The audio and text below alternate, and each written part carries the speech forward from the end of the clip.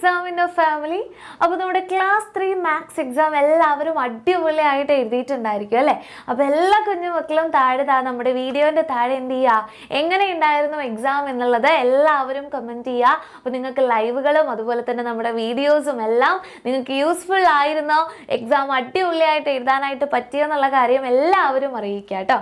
Okay, അപ്പോൾ exam ഏകദേശം കുഴപ്പമൊന്നും ഉണ്ടായിരുന്നില്ല അല്ലേ? എളുപ്പമുള്ള ക്വസ്റ്റ്യൻസ് ഒക്കെ തന്നെയായിരുന്നു. നമ്മൾ ഇന്നലെ ഡിസ്കസ് ചെയ്ത ക്വസ്റ്റ്യൻസിൻ്റെ ബേസിലും അതുപോലെ തന്നെ വീഡിയോസിൻ്റെ ബേസിലൊക്കെ ആയിരുന്നു ക്വസ്റ്റ്യൻസ് വന്നിട്ടുണ്ടായിരുന്നത്.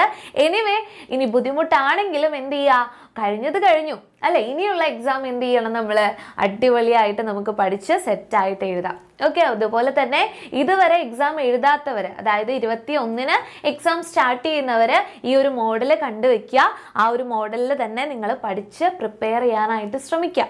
ഓക്കെ, ഇനി എന്ത് ചെയ്യാം, നമുക്ക് ഫസ്റ്റ് ക്വസ്റ്റ്യൻ ആയിട്ട് നോക്കാം. ഓരോ ക്വസ്റ്റ്യനും അതിൻ്റെ ആൻസേഴ്സും എങ്ങനെയാണ് ചെയ്യാന്നുള്ളത് നമുക്കൊന്ന് നോക്കി നോക്കാം. അപ്പോൾ ഫസ്റ്റ് ക്വസ്റ്റ്യൻ എന്ന് പറയുന്നത് ഇവിടെ എന്ത് തന്നിട്ടുണ്ട്, ഒരു 500 റുപ്പീസ് ആണ് ടോട്ടൽ ഉള്ളത് അല്ലേ?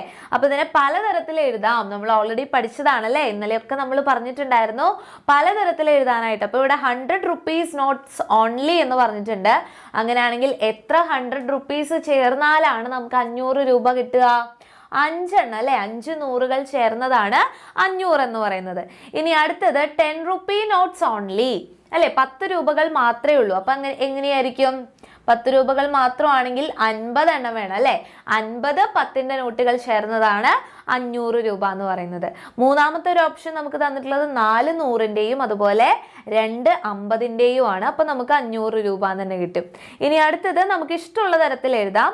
അപ്പോൾ ഇവിടെ മിസ് എഴുതുന്നത് 3 100 എഴുതി. 3 100ൻ്റെ നോട്ട് വന്നു കഴിഞ്ഞാൽ 300 രൂപയായി അല്ലേ? അതുപോലെ തന്നെ 2 50ൻ്റെ നോട്ടായാലോ? 2 50ൻ്റെ നോട്ടാണെങ്കിൽ എന്തായിരിക്കും, എത്ര രൂപയായി? 100 രൂപയായി. 2 50 ചേർന്നാൽ 100ആയി. പിന്നെയോ നമുക്ക് ഒരു 10ൻ്റെ എത്ര എണ്ണം എടുക്കണം?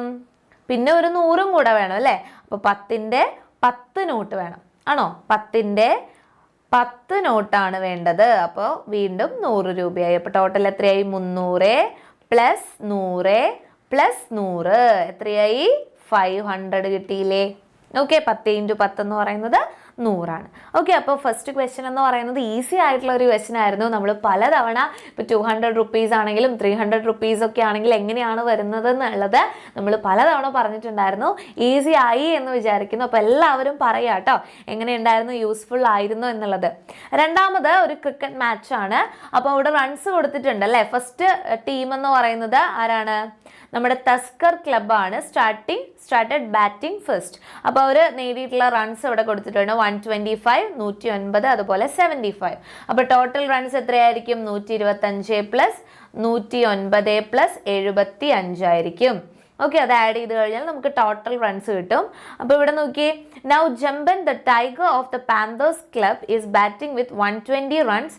Along with him tricky fox is batting with 92 runs. How many runs did tusker club score? അപ്പോൾ അവരാണ് ബാറ്റിംഗ് ഫസ്റ്റ് ചെയ്തത്. എത്രയാണ് നോക്കി? 5 5 10 19. ബാക്കി 1 വരും. 2 1 3 7 3 10. ബാക്കി 1 309 റൺസ് അല്ലേ? 309 റൺസ് ആണ് നേടിയിട്ടുള്ളത്.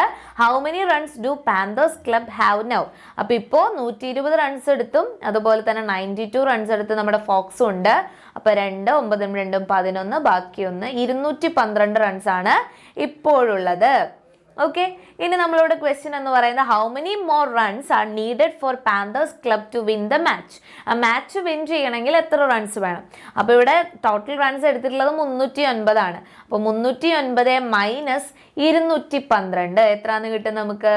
9 മൈനസ് 2 7. അതുപോലെ 0-ൽ നിന്ന് 1 പോയില്ല, അപ്പോൾ ഞാൻ കടം കൊടുത്തു. അപ്പോൾ ഇവിടെ 10ആയി. 10-ൽ നിന്ന് 1 പോയാൽ 9. അപ്പോൾ 97 റൺസ് കിട്ടിക്കഴിഞ്ഞാൽ ഇവരുടെ ഒപ്പം എത്തി അല്ലേ? നമ്മുടെ ഫസ്റ്റ് ക്ലബിൻ്റെ ഒപ്പം എത്തി. അപ്പോൾ 98 റൺസ് എടുത്താലാണ് വിൻ ചെയ്യാനായിട്ട് പറ്റുക അല്ലേ? വിൻ ചെയ്യണമെങ്കിൽ അതിനേക്കാളും ഒരു റൺസ് കൂടുതൽ വേണം അല്ലേ? 97 റൺസ് എടുത്തു കഴിഞ്ഞാൽ സെയിം ആയിട്ട് നിൽക്കുള്ളൂ, ഒരു റൺസും കൂടെ കൂടുതൽ വേണം. അപ്പോൾ 98 റൺസ് ആണ് വേണ്ടത്. ക്ലിയർ ആണല്ലോ? ഇനി അടുത്തത് വളരെ ഈസി ആയിട്ടുള്ള ഒരു ക്വസ്റ്റ്യൻ ആണ്. ഇവിടെ നോക്കിയേ, 200 ml ആണ്, 4 ടൈംസ് എടുക്കുന്നുണ്ട്. അങ്ങനെയാണെങ്കിൽ ടോട്ടൽ എത്രയായി? 200 ഓക്കെ 200 ഇൻറ്റു 4 ആയി, അതായത് 800 മില്ലി ലിറ്റർ ആയി.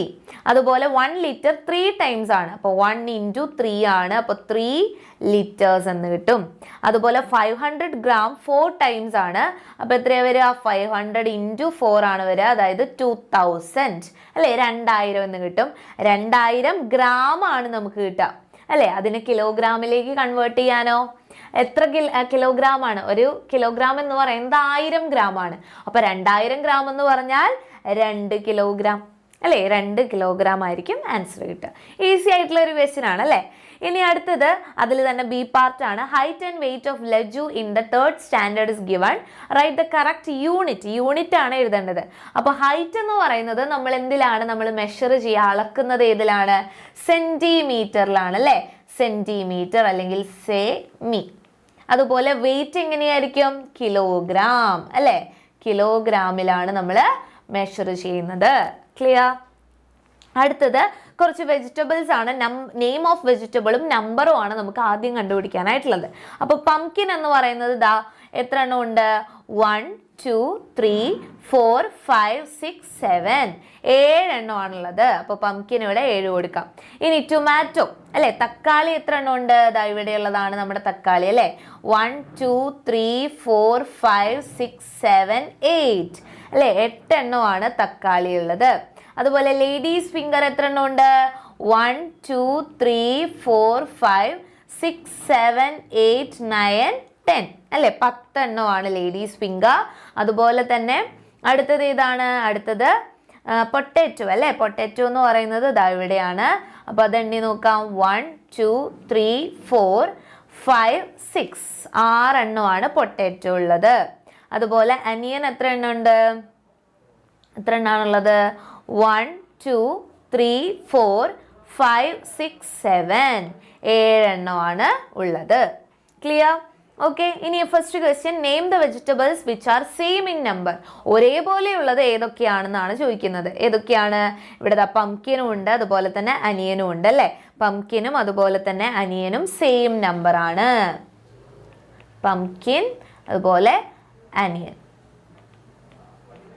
Write a question based on the table. അപ്പോൾ നിങ്ങൾക്ക് ഇഷ്ടമുള്ള തരത്തിൽ എഴുതാം. അതായത് വേണമെങ്കിൽ ടോട്ടൽ നമ്പർ ഓഫ് വെജിറ്റബിൾസ്, ആകെയുള്ള പച്ചക്കറികളുടെ എണ്ണം, അല്ലെങ്കിൽ ടോട്ടൽ നമ്പർ ഓഫ് വെജിറ്റബിൾസ്, അല്ലെങ്കിൽ പംകിനേക്കാൾ എത്ര കൂടുതലാണ് ടൊമാറ്റോയുടെ എണ്ണം, അതുപോലെ പൊട്ടറ്റോയും അനിയനും ചേർന്നാൽ ടോട്ടൽ എത്ര എണ്ണമായി, അങ്ങനെയൊക്കെ ഇഷ്ടമുള്ള തരത്തിൽ നിങ്ങൾക്ക് ക്വസ്റ്റ്യൻസ് ഉണ്ടാക്കാം.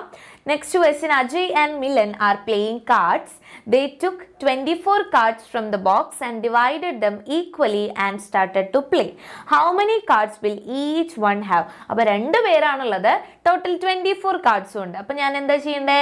24 ഡിവൈഡഡ് ബൈ 2 അല്ലേ. എത്ര കിട്ടും? 24നെ 2 കൊണ്ട് ഡിവൈഡ് ചെയ്യുക. അതായത് 24ന്റെ പകുതി എത്രയാണ് മക്കളെ?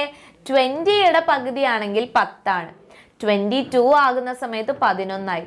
24 ആകുന്ന സമയത്ത് 12 അല്ലേ, 12 ആയിരിക്കും. ഇനി after the first game 2 more friends joined them to start a new game.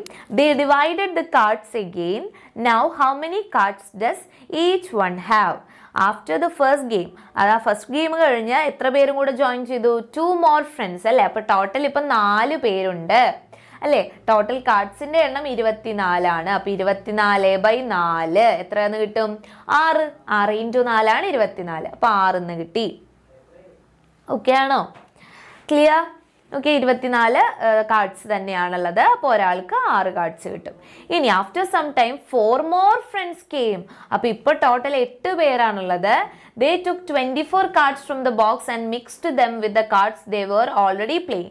അപ്പോൾ 24 കാർഡ്സ് മുൻപ് ഉണ്ടായിരുന്നു, ഇപ്പോൾ ഒരു 24 കാർഡ്സും കൂടെ എടുത്തു. അപ്പോൾ 4 4 8 2 2 4 48 കാർഡ്സ് ആണ് ഇപ്പോൾ ടോട്ടൽ ഉള്ളത്.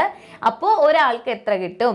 അപ്പോൾ ഞാൻ എന്ത് ചെയ്യണം? 48/8 ചെയ്യണം. എത്രന്ന് കിട്ടും? 6 എന്ന് കിട്ടും. കാരണം 6 × 8 ആണ് 48. അപ്പോൾ നമ്മൾ പറഞ്ഞിട്ടുണ്ടായിരുന്നു മൾട്ടിപ്ലിക്കേഷൻ ടേബിൾ പഠിച്ചു കഴിഞ്ഞാൽ ഈസി ആയിട്ട് നമുക്ക് എന്ത് ചെയ്യാം? ഡിവൈഡ് ചെയ്യാം. അപ്പോൾ 6 ആണ് കറക്റ്റ് ആയിട്ടുള്ള ആൻസർ. ക്ലിയർ? ഇനി ഇതാ നമ്മുടെ ലാസ്റ്റ് ക്വസ്റ്റ്യൻ ആണ്, ക്ലോക്കിന്റെ ക്വസ്റ്റ്യൻ ആണ്. അപ്പോൾ ഇതാ നോക്കിയേ, 2ലാണ് നമ്മുടെ അവർ ഹാൻഡ് ഉള്ളത്, മണിക്കൂർ സൂചി, 12ലാണ് മിനിറ്റ് സൂചി. അങ്ങനെയാണെങ്കിൽ ഇത് എത്ര മണിയാണ് മക്കളെ? 2 മണി അല്ലേ. 2 ആണ് അല്ലേ? എഴുതാനായിട്ട് പഠിച്ചിട്ടുണ്ടാവുമെന്ന് വിചാരിക്കുകയാണ്. അടുത്തത് 2:15 2:15, അതായത് 2 മണി കഴിഞ്ഞ് 15 മിനിറ്റ് ആയി.